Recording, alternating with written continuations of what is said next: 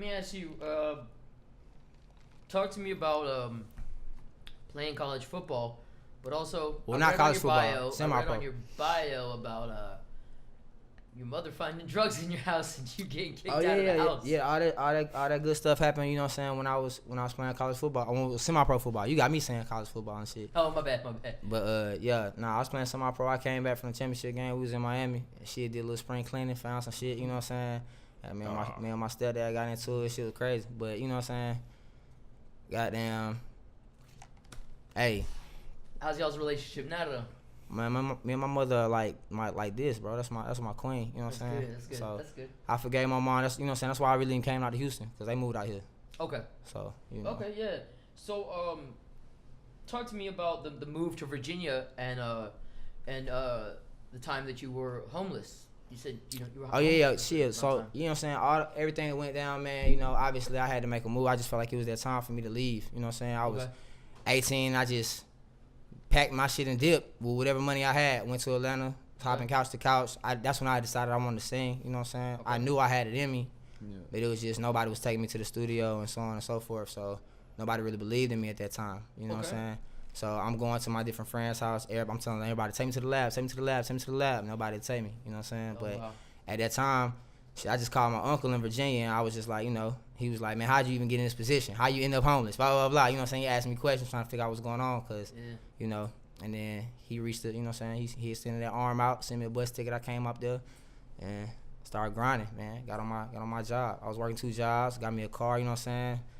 Built my way up in the world. Learn how to, you know what I'm saying, survive in the real world by myself. You know what I'm saying? Yeah, for sure. That's the way. My uncle don't need shit. Yeah. He's successful architectural engineer, been working in the shipyard for 30 years, you know what I'm saying? Has a property management company, owns multiple properties, and that nigga is successful. You know what I'm saying? He don't need nothing from me, but he made me pay rent just, you know what I'm saying, to teach me principle in life, you know what I'm saying? Exactly, yeah. And that shit raised me up right, you know what I'm saying? I learned responsibility and all that shit through him, you know Tough what I'm saying? love. So, yeah, for sure. And I appreciate it, because that's why I am, you know what I'm saying? That's why I am where I am today. So you were really close with that uncle, I'm Yeah, sure. it's my, you know what I'm saying? For sure. Okay, that's cool, man. That's good.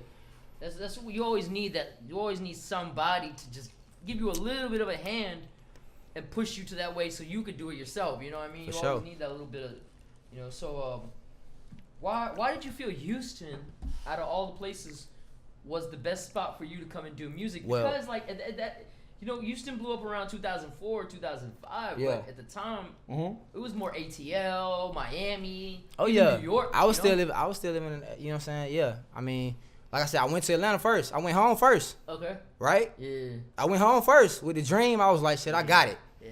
But then I went to Virginia, and that's the time I took the research. I was working at Hugo Boss. I'm wearing suits every day. I found some talent out there. One of my homeboys, he rap. I started learning how to do the business side of it. Because when I went to community college, I went to community college for marketing. Okay. So I learned how to brand myself and all that kind of shit. I took all them books, read them books, and applied it to my own life. You know what I'm saying? Yes. You know what I'm saying? So at the end of the day, like when I moved to, you know, Virginia, that was like my like, you know, behind the scenes season where I'm learning how to get it in. Then when I moved to Houston, like I said before, my mom and my, you know what I'm saying, my siblings and all that stuff, they moved to Houston. Okay. And so it made sense for me. I can come out here, I can save some money, pay my mama some rent, you know what I'm saying? I done got my car, I'm stable in life. I got some interviews out here, got a job, started grinding, you know what I'm saying? Did the same thing I was doing out here when I was doing in Virginia. Yeah, and it's cheaper out here too to live. For sure. No state tax. Yeah. And they busting heads in Virginia for a 1-bedroom. That shit like $1,300. So talk to me about the producer EXO, in which you were talking about. He gave you your first opportunity to be in the studio. And so, like I said, I mean, producer EXO. I never heard of him. You never heard of him? I don't think I have. He made Off the Lot. I just pulled off the lot. Oh, he did. That's him. Yeah. Yes. Yeah. Hell yeah. Yeah. For sure. Shout out DJ EXO. Already. Shout out. My bad. I didn't know about your history. My bad. Probably because he say producer EXO. It's an old bio. You know what I'm saying? Okay. So you know what I'm saying. But yeah, EXO, man, we met playing semi-pro football out here in Houston. That's how we met. So you know what I'm saying. I was a quarterback. He was a receiver. He was my best receiver on the team. He was catching touchdowns. I threw the man like 4 touchdowns one game before.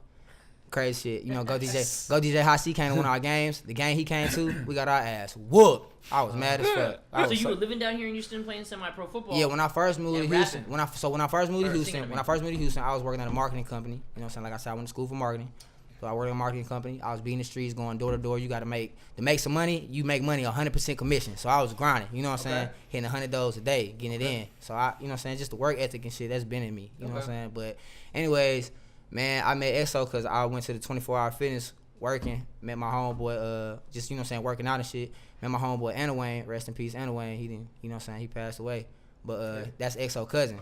Okay. You know what I'm saying? So he introduced me to EXO. He was a receiver on the team too. Okay. So, you know, we God bless the dead. Yeah, for sure. That's how we all linked up. We met, you know what I'm saying? And man, me and EXO just was grinding. We was here in studios doing different hooks for people, you know what I'm saying? So you do write for other people? I mean, yeah, for sure. Yeah, okay. I write out my own music. I work with other songwriters and stuff too, but you know what I'm saying? Like on my first project, Highlights, out of 13 of them songs, I wrote 9 of them front to back by my damn self, you know what I'm saying? So I mean, I pen work for sure. Yeah. It's very important. Sure.